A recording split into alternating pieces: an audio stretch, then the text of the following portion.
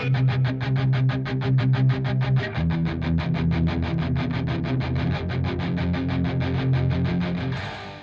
right there, that's the end goal.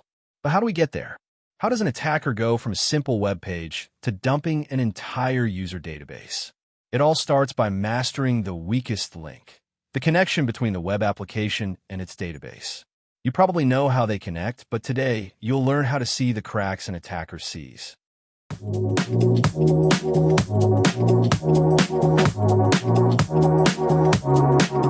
Hey everyone, and welcome to Access Point. I'm incredibly excited to kick off the channel with our very first series, Vector Labs. This is where we'll get hands-on with the most critical vulnerabilities, and to start, we're building the foundation for one of the biggest attack vectors out there, SQL Injection. So let's get started. All right, so before we start breaking things, we need to know how they're built. When it comes to web attacks, the database is the crown jewels, so understanding its architecture isn't just theory, it's target reconnaissance. At a high level, databases fall into two main camps, relational and NoSQL. The big difference for us is how we talk to them. Relational databases, the ones we're focusing on, all speak some flavor of SQL or structured query language. NoSQL, on the other hand, isn't one language, it's a category. Think MongoDB with its JSON queries or Cassandra with CQL. They can still have injection vulnerabilities, but the attack looks very different. Since the vast majority of web apps still run on SQL, that's where we'll start our attack. Now, inside the world of SQL, you've got the big players you probably worked with: MySQL, PostgreSQL, Microsoft SQL Server, Oracle. The list goes on. And here's the critical part for an attacker. While they all speak that core SQL language, their unique syntax, their own little dialects, is where the magic happens. Knowing whether you're hitting a MySQL or an MSSQL server can be the difference between failure and a full database dump. We'll be using those differences to our advantage throughout this series. For this series, we'll be working in a MySQL environment. It's free, it's everywhere, and its syntax is straightforward, which makes it the perfect place to learn how to break it. So, let's talk about the language we'll use to control it: SQL. On the surface, SQL is all about CRUD: create, read, update, and delete. It's how a normal application is supposed to manage its data. But for an attacker, that's just the entry point. The real power comes from the fact that SQL also handles administration. It manages users, permissions, and can even interact with the underlying operating system. And if we can inject our own administrative commands through a vulnerable web app, well, that's when we go from just reading data to owning the entire database. So, let's jump into the lab. You can find its link on the description. I'll show you how to navigate the database, see how the tables are structured, and start mapping out the attack surface that MySQL gives us. Inside SQL, data is inside columns. Columns are inside tables, and tables inside databases. A single server can contain multiple databases. We'll start with show databases, and boom, a list of targets. Most of these are default system databases, a lot of noise. But this one right here, flask_blog_app, that looks custom. Use will select our custom one and show its tables, users and posts. We are particularly interested in the users one, as we will be creating a rogue admin for demonstration purposes. Let's run a describe users command to see the blueprint of our target. And look at that.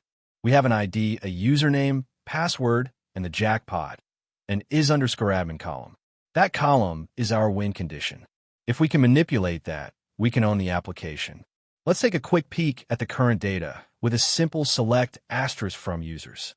Now, we will create our rogue admin with an insert statement, then start the web application and test that we can log in as the new rogue admin. Finally, we will delete this new user using a delete statement.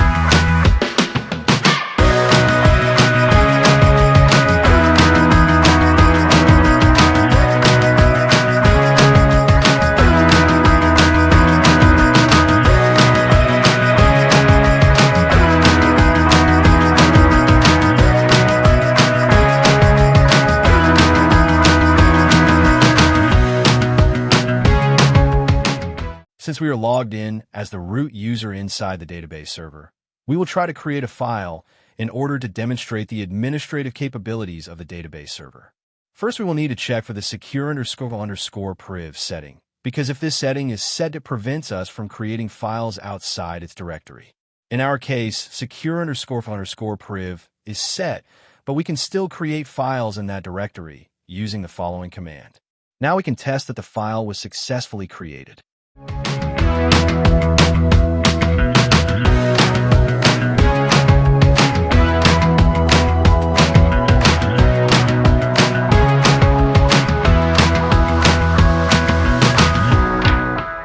Before moving on to the next topic, I wanted to explain you the meaning of the single quote character in SQL. The single quote character in SQL is a string terminator. How does that work? Easy. We will see that with an example. Our application is performing this SQL query to search for blogs. In a normal scenario, our input would be, for example, Sumbligir, but what happens if instead we enter a single quote? Our normal query would transform into two separated queries, and because the second query is wrong, the server will crash with a syntax error. Let's try that with a search_vulnerable endpoint. Finally, in order to fully understand why in SQL Injection exists in the search vulnerable endpoint and not in the search endpoint, we must review the web app code located on app.py file. Don't worry if you have never seen Python 3 code. You will quickly get the grasp of it. As we can observe, our target endpoints are located at the bottom of the file. We can see their different endpoints on the app route decorators. Right on the next line, we can see that these endpoints take a parameter named Q via getRequests. The server accepts this parameter as search_query, and it uses it to craft the SQL queries that will get executed. At first glance, one could tell that both endpoints do the same. They take the Q parameter, don't sanitize it, and use it to craft a SQL query. And that affirmation is partially correct. And the reason of that is how the two endpoints craft the request. The search endpoint uses parameterized queries with placeholders. These placeholders indicates the database to treat their values as text and not as SQL code. In opposition to this, the search vulnerable simply performs in string formatting to craft the query. Thus, the server will treat its input as SQL code and not as just text. Let's confirm this by sending a single quote to the search endpoint. As we will notice, it didn't crash, thus indicating that it is successfully protected from our simple SQL injection attack. Once we've reached this point, we should have enough knowledge to determine what happens if instead of sending one single quote to the search vulnerable, we send two single quotes. Take a little time to think about it. Correct. The server won't throw any errors because now the query would be correctly formatted and we won't be leaving any open single quotes. And that's a wrap. You now have the foundational blueprint. You know how the data is structured, you know the commands that control it, and most importantly, you know about the single quote, the tiny crack in the armor. In the next episode of Vector Labs, we're going to take that crack and weaponize it.